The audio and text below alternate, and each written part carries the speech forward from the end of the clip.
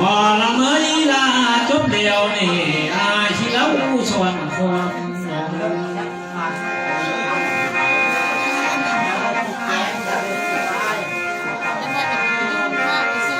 นี่ดูได้ลาเอ้ยโตป้าเบาน้องพระเราจุ่มมา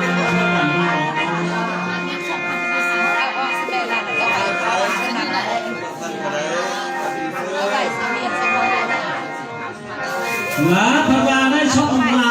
เนี่ยลาเอ้ยกาไปให้เมื่อนาน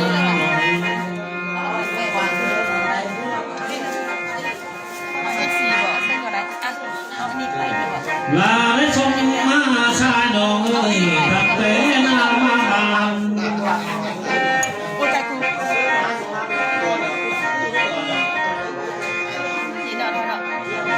ลาบนบานได้ทักเตมูบานกระจงห้องเฮียนชาย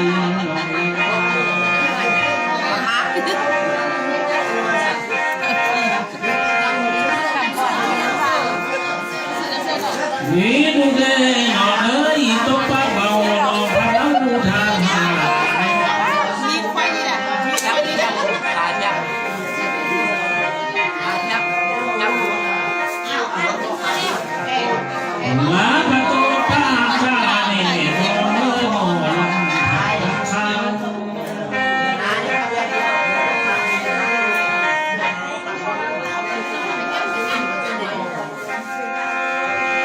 ลาบายแห้งห้องที่ทองทิ้งเดิม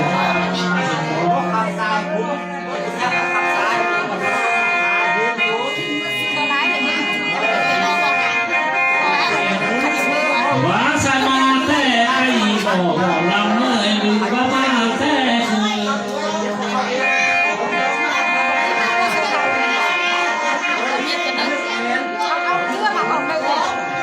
ว่ามาแต่คือว่ามาแต่เนื้อเช็ดบ่หน่อยหากเคยตาดำ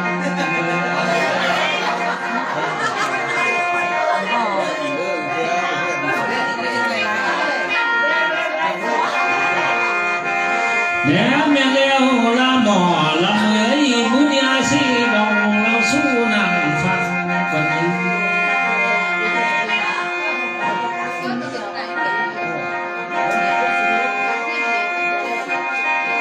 ถามละข้าวควันตีหมอละเมยอาจจะนอนอยู่บ้านเขากำไส้เสียวกา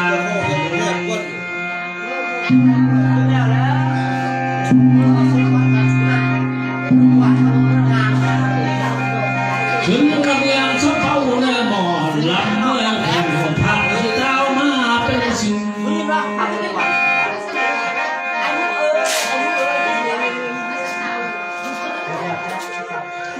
สารเวลาบ้านเดียวทางอายก็ดังเดียวเลยหน่อยหักเคยหมอลำ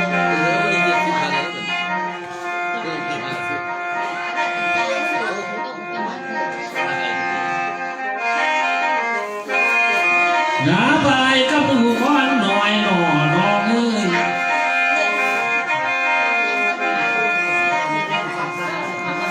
จางได้ไพ่ถูกโดนกะเรียบช้ำในหน่อหักเคยหมอลำ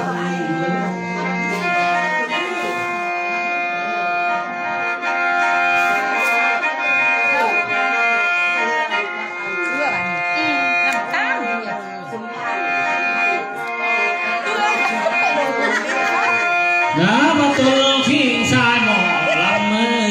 จังในผ้าถุงดำนี่ไห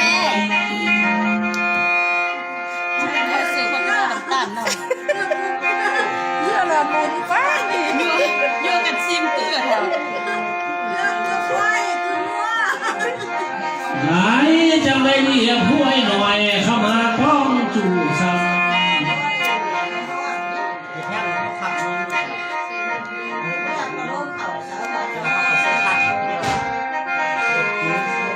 ไหนได้มาแต่นำหมอละเมยกับป้าพันหา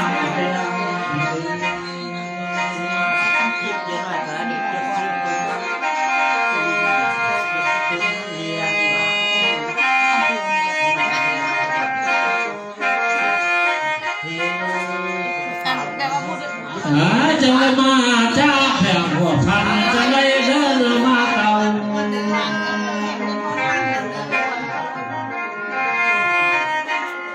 ได้ป่ะเท่า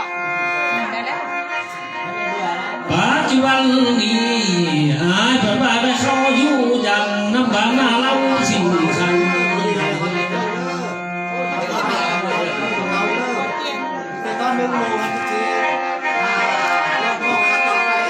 ถึงกับเมืองสีโคตาบองเมืองนครหลวงเวียงจันทร์เป็นเขา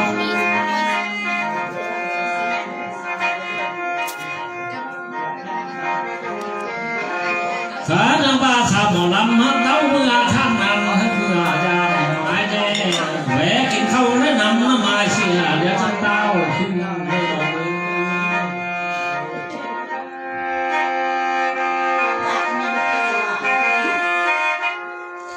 ลาพลาได้เบาหนอน้องนอกเราสู้สายขาด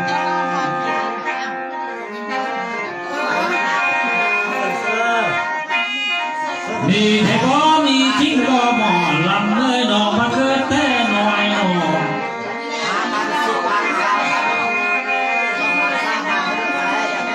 งานมานางนัดนองบอกมีแผนพอ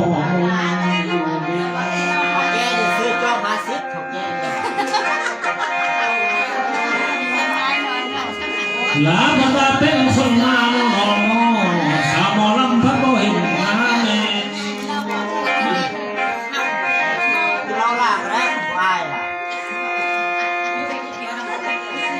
แม่ลาพันได้ลงสิแต่เมื่อยังแดงอยู่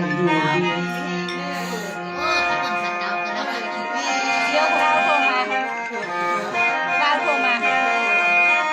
แม่เทบ่แม่ชีนงเทียหมอแต่กายแต่เมื่อหน้าพักว่ามันน้อยน้องมาได้สิแอนวันนี้ลุงสิยืนเล่นเขาไม่เห็นเมื่อเลย ลาบุบาอยู่น้ำพอเจ้าเจ้าสาวหมอลำน้านองเยอะน้ำพักไหลสาบ่นองเลยมานำน้อยไหลเดียวนาเด็ก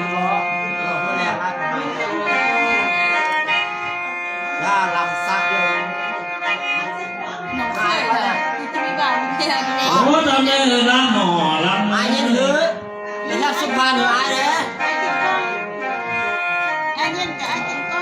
ลาว่ามันดูคำพาน้อหมอลำเลยบอกคำพาแต่เฮา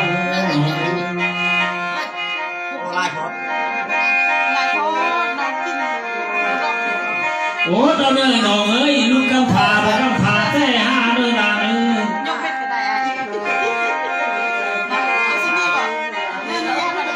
หมอลำเอ้ยปันแต่ว่าพลังเมริกานี่ก็เป็นคำพาที่นั่งเดียวเนื้อน้อง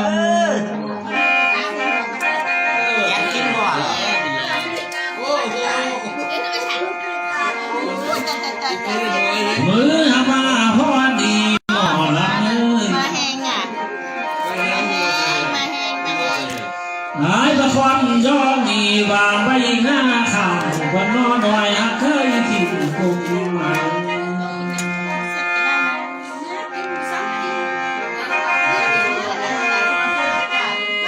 หมอลำเอ้ยยายว่าความถามเอาวางไว้ที่หน้าข่าว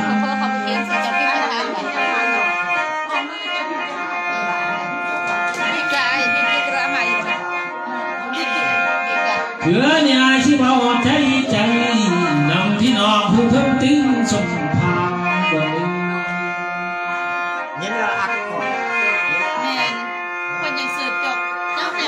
นายก็ชนได้ละหมอละเมยเพิ่นมาได้เขียนที่เธอเบื่อลา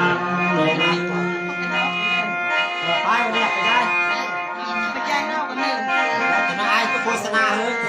เพิ่นมาได้เขียนชื่อเขียนสารที่เธอลาเบิดเกีย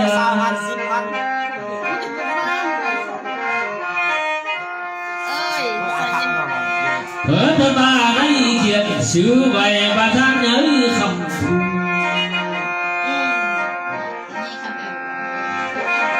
อยู่ทางเดินเอทางคำผู้เอ๋ยยังมือขึ้นเลยหมอลำกาโดนแดงลูกเคยกันแน่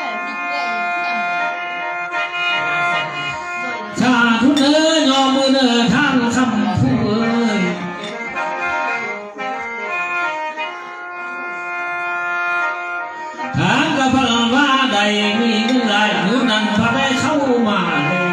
งสาธุเด้อย่อม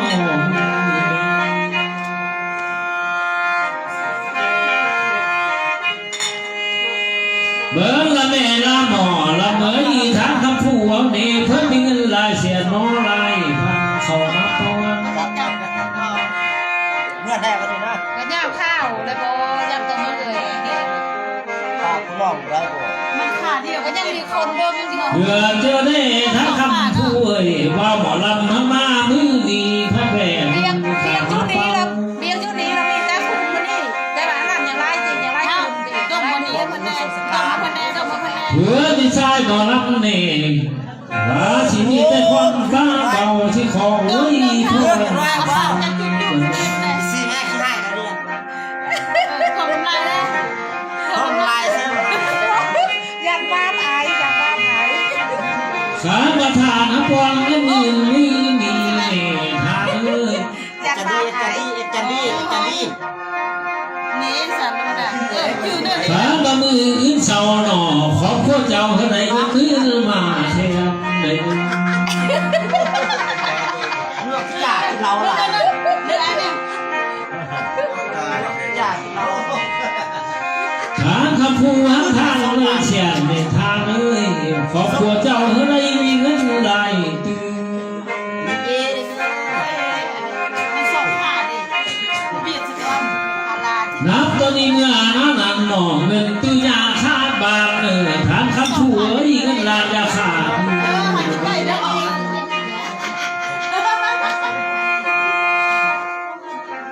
ไม่อายเด้อ นับตัวนี้เมื่อนั้น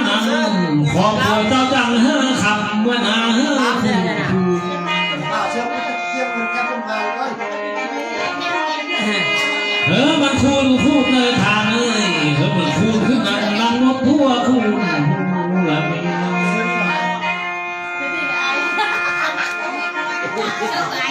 มันคูณพูดเลยคูณหนักดวงที่นั่งจังคูณสั่ง ทำลบซะแน่ มันคูณดังหินควันนางทางเลยกาฟ้าตั้งบังเดียวเฮาดี เพื่อนเข้าระเบิดเนี่ย นับตัวนี้เมื่อหน้าในทางเลยที่เงินคำแก้วเทมาดังน้ำทาง ช่วงเก่า ครอบครัวเจ้ามีเงินบาทเงินตาใดเข้ามาคู่มือเต็มเตือนรถเจ้าหนึ่ง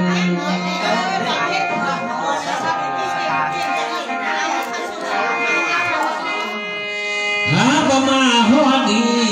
สามลำเขาโยที่เจ้าบันชิกวันพอเอาไว้ก่อน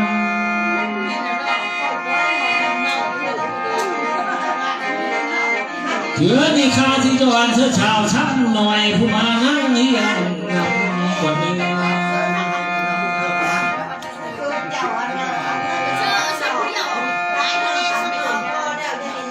บ่ละเมยหาประมาฮอดีลา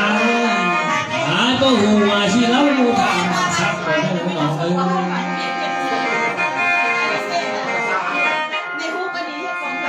เถือนี่ไอ้บ่หัวสิเล่าทำจริงดอกเอ้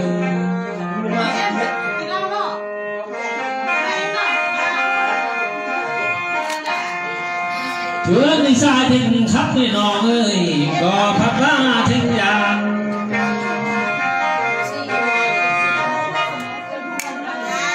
มือนี่ไอ้ตามต้อนองถึงการพักลาถึงกลัว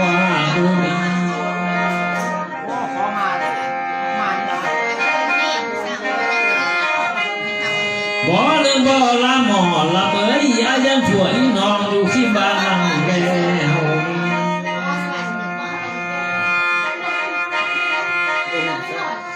ยานให้ได้แค่เอ้ยยามพวกนางอยู่ใจส่วนใจเฮือนเข้ามารักเยี่ยม เนี่ยแต่ความประมาณ ยามมาเยี่ยมพันบ่อเทียมลาหนอกำพันพองไม่สิแป้โยนนำตายบ่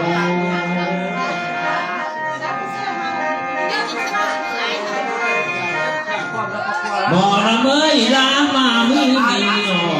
ช สอบจะพักเป็นเชื่อไม่เหียหรือน้องมันไม่ตายไม่น้อย ว่าเจ้าพระว่า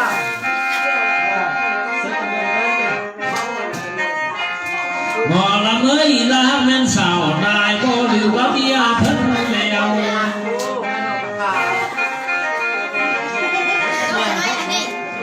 ขันละนองเป็นเชื่อไม่เหียหมอลำเอ้ยบ่าวพี่อายขออยู่เท่งคายได้บ่ดี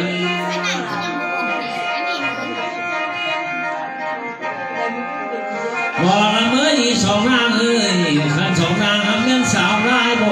บ่าวพี่ชายจะขอเข้าเอือ